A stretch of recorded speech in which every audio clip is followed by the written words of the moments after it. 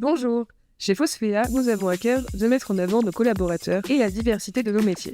Acteur international dans le secteur de la nutrition animale, nous disposons de 7 sites industriels avec une capacité de production de 1 million de tonnes. Nos 550 collaborateurs œuvrent au quotidien pour proposer des solutions à base de macrominéraux à destination des volailles, des ruminants, des porcs, de l'aquaculture ou encore de nos animaux de compagnie. Aujourd'hui, nous avons le plaisir de vous présenter Antoine. Antoine a rejoint notre entreprise il y a 4 ans en tant qu'alternant, occupant le poste de chargé de projet sur le site industriel de Saint-Malo. Aujourd'hui, il fait partie de notre équipe optimisation industrielle, basée au siège à Dinard et collabore avec les 7 sites industriels de Phosphea. L'une de ses missions principales est de travailler sur l'amélioration continue au sein de ces sites. Bonjour Antoine. Bonjour Ophélie. Merci d'avoir accepté notre invitation sur le podcast. Merci pour ton introduction et puis cette invitation. J'ai rejoint Phosphea en septembre 2020 en tant que chargé de projet en alternance. Pendant cette alternance, ça m'a permis tout d'abord de découvrir le monde industriel, de connaître notre processus de production, de développer mes compétences et mes connaissances. Ça m'a permis aussi de comprendre les différentes contraintes qui peuvent être liées au monde industriel. J'ai eu la chance de travailler dans 2 services pendant mon alternance, donc le service procédés et méthodes et le service maintenance. Désormais, je travaille en tant que chargé d'optimisation industrielle, basé au siège de Phosphea à Dinard. Et au sein de notre service, notre principal rôle, c'est de coordonner l'activité industrielle dans nos différents sites internationaux. Donc, si je comprends bien, tu as eu une expérience de 2 ans d'alternance sur le terrain, sur le site industriel de Saint-Malo, et ta seconde expérience maintenant sur le siège administratif de Dinard. Ça te permet aujourd'hui de comprendre les contraintes que tu as pu rencontrer sur le terrain, donc c'est une belle opportunité pour toi. Tu travailles avec l'ensemble des sites industriels, et aujourd'hui, comment tu arrives sur ce nouveau poste à mettre en place l'amélioration continue sur nos sites? Quelles sont tes missions sur ce nouveau poste? Effectivement, l'amélioration continue, ça fait partie d'une de nos missions, mais il faut savoir que ce n'est pas la seule. Globalement, on a 3 principaux points. Le premier, ça va être la coordination de toute la partie un peu industrielle pure, c'est-à-dire la production. La deuxième, ça va être le développement et l'innovation. Donc, la création de nouveaux produits, la mise en place de gros projets, des gros changements au sein de nos usines. Un peu comme Umifora, le produit qu'on a pu lancer en 2022. Tout à fait. Et effectivement, une autre de ces fonctions peut être la participation au processus d'amélioration continue. Comment, à travers tes missions, tu participes à l'amélioration continue? L'amélioration continue, tout d'abord, c'est de la présence opérationnelle. Donc, avec nos différents sites à l'étranger, on essaye d'être le plus présent possible. Moi, il faut savoir qu'à l'année, l'objectif de déplacement que je me fixe, c'est environ 1 semaine par mois sur le terrain, notamment à l'étranger. Par exemple, un de mes derniers déplacements, c'était au Brésil. Ça nous permet dans un premier temps, de connaître les personnes. Ça nous permet aussi de comprendre les contraintes liées à chaque site. Tous nos sites sont différents. On est sur plusieurs différentes parties du monde avec différentes cultures, bien évidemment. Il faut avoir aussi en tête que dans nos sites industriels, on a des équipes qui sont différentes les unes des autres. Toutes les usines ne sont pas staffées de la même manière. Donc, on a une application qui peut varier en fonction des différents sites. Parce qu'aujourd'hui, les moyens industriels sur nos différents sites sont totalement différents, c'est ça? Ça va pas forcément être totalement différent. Déjà, on a des standards qu'on essaye d'atteindre. Mais en fonction de la maturité de nos différents sites, ces standards peuvent être en cours d'acquisition ou acquis. Donc, forcément, les attentes et les besoins des différents sites vis-à-vis de ces standards sont différents. Si on prend le site du Brésil, justement, qui est notre dernière acquisition, on a davantage de travail pour ramener le site au standard mieux. Dans ton métier aujourd'hui, tu as une partie qu'on peut dire sur la partie réglementaire et sur la partie RSE, si je comprends bien. Est-ce que tu travailles, est-ce que tu es amené aussi à travailler avec d'autres services chez Phosphea? Oui, alors tout à fait. Une des parties de l'amélioration continue, ça va être du maintien en activité de notre usine, mais également d'un point de vue conformité réglementaire et RSE. Donc vis-à-vis de ça, on travaille donc, que ce soit avec le groupe, mais également nos services internes au sein de Phosphia. Je pense notamment aux services réglementaires, aux services qualité, sécurité, et les usines, à garder nos usines les plus irréprochables possibles d'un point de vue conformité, sécurité et tous les éléments qui peuvent en découler. Qu'est-ce que tu entends par le maintien en activité de nos usines?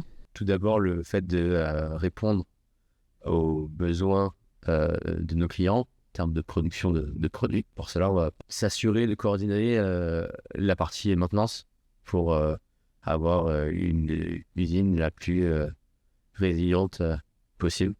Je suppose que, comme tout process industriel, on peut avoir des problématiques, des pannes. Comment aujourd'hui, sur un périmètre international, tu collabores avec les équipes pour gérer en fait la gestion du coup de ces problématiques en interne sur nos sites Indus? Les services de maintenance dans nos différents sites sont tout à fait autonomes. C'est eux qui sont sur le terrain, c'est eux qui connaissent le mieux leurs usines. Donc c'est eux qui sont les plus à même d'anticiper et de répondre aux situations d'urgence que peuvent être des pannes. Nous, ce qu'on essaye de faire, ça va être de s'assurer que les équipes de maintenance aient les outils et les bonnes postures vis-à-vis de ces éléments-là. Et notamment, on va travailler sur tout ce qui va être les analyses AMDEC, les analyses de mode de défaillance de nos usines, pour anticiper les plus grosses pannes, celles qui ont potentiellement le plus de criticité, et essayer de travailler sur la mise en place de solutions pour éviter ou solutionner ces soucis dans le pire des cas.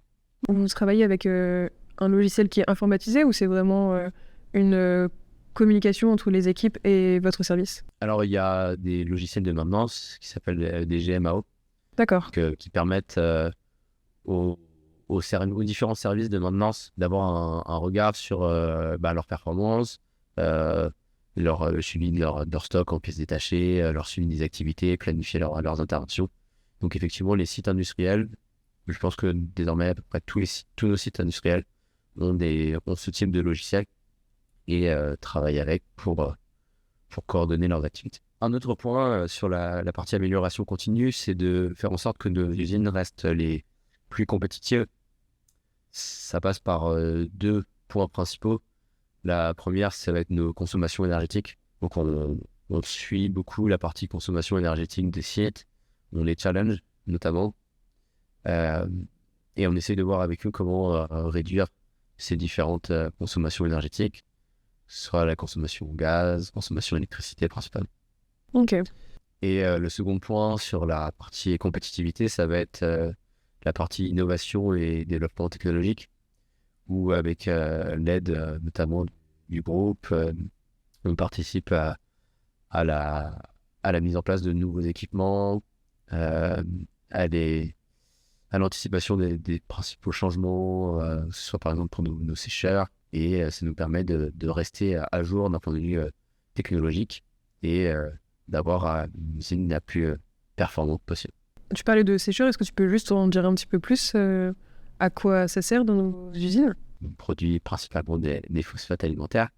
Les phosphates, ils sont issus d'une réaction chimique et notre produit final est un produit sec qui est sous différentes formes, granulé, poudreux, et pour obtenir un produit final qui est conforme et qui répond aux besoins des clients, on a besoin de passer par une étape de séchage de notre produit pour diminuer le taux d'humidité. Donc c'est un séchage qui est principalement actuellement réalisé avec au gaz, mais qui développe des solutions. Notamment, on a mis en place cette année, en début d'année, un chauffage biomasse sur notre site de Mituba au Brésil. Comment tu fais aujourd'hui pour communiquer avec l'ensemble de tes interlocuteurs? Actuellement, on essaye de mettre en place des réunions régulières pour échanger avec les différents interlocuteurs. On met en place également beaucoup des éléments de suivi, de reporting, notamment des tableaux de bord. On développe beaucoup de solutions de reporting dynamique via Power BI qui récupèrent nos données industrielles et qui nous permettent de d'échanger avec les différents interlocuteurs et de les challenger, de définir des objectifs pour participer dans l'objectif de répondre à ces différents points qui sont partie prenante de l'amélioration continue. L'objectif de cet échange, c'est de parler de l'innovation, de l'amélioration continue, à l'occasion de la semaine de l'industrie. J'aimerais savoir pour toi, aujourd'hui, qu'est-ce que l'innovation dans l'industrie ? Pour moi, l'innovation dans l'industrie, ça va être un processus de création et d'application de nouvelles idées, de nouveaux processus, de nouvelles méthodes, avec pour objectif de répondre à des contraintes ou d'améliorer des situations existantes. Par rapport à cette définition, concrètement, ça se manifeste par comment ? On va avoir notamment tout ce qui va être la partie amélioration de nos process de production. On va se baser sur notamment les retours des utilisateurs de production. Dans ce cas-là, dans ces éléments-là, on va favoriser la prise d'initiative et les remontées d'informations des personnes qui sont sur le terrain pour avoir des retours opérationnels.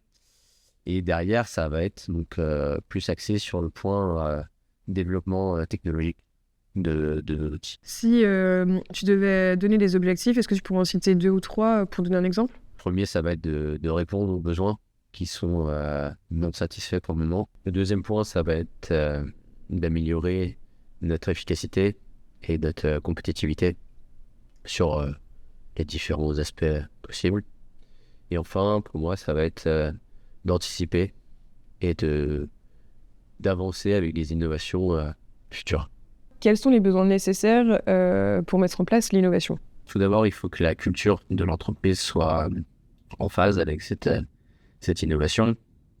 Il faut ensuite accepter de temps en temps de prendre des risques, même si bien sûr il faut que les risques soient mesurés et réfléchis. Et on essaye systématiquement de les minimiser.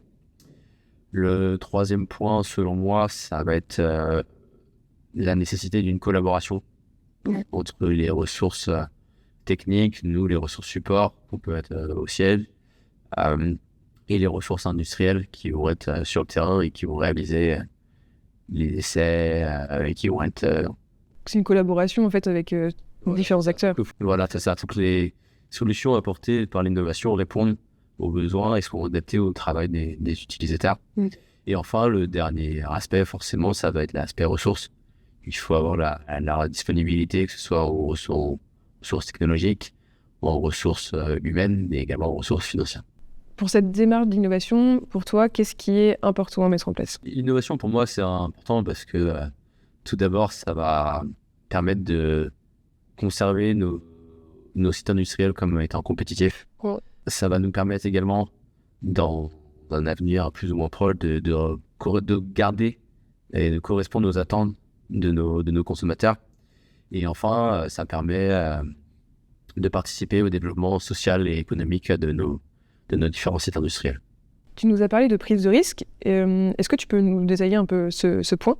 Par prise de risque, j'entends que si jamais demain on essaie de développer un nouveau produit, il faut que notre usine soit en capacité de survivre entre guillemets à ce nouveau produit, que les essais de développement ne vont pas dégrader notre outil industriel et ne vont pas l'immobiliser pendant un temps qui serait considérable et qui nous empêcherait de répondre aux besoins actuels de nos sites industriels. Et si jamais on a d'autres innovations comme le remplacement d'un équipement par exemple, il faut être sûr qu'au moment où on va faire ce remplacement, l'outil le nouvel outil qui va être installé, le nouvel équipement qui va être installé, répondre effectivement aux besoins en production, mais également aux besoins en qualité, en réglementaire, pour garder un outil industriel optimal et pas venir s'ajouter des complications. Merci Antoine pour ta participation qui va conclure donc, la deuxième partie de notre podcast à l'occasion de la semaine de l'industrie chez Phosphea. C'est un plaisir de participer avec toi aujourd'hui à ce podcast et d'échanger sur les fonctions au sein de Phosphea, sur l'innovation dans l'industrie et l'amélioration continue. J'espère que cet échange vous a plu. Si vous souhaitez en découvrir plus sur nos métiers, retrouvez dans les notes de cet échange les liens vers nos vidéos complémentaires et notre site internet.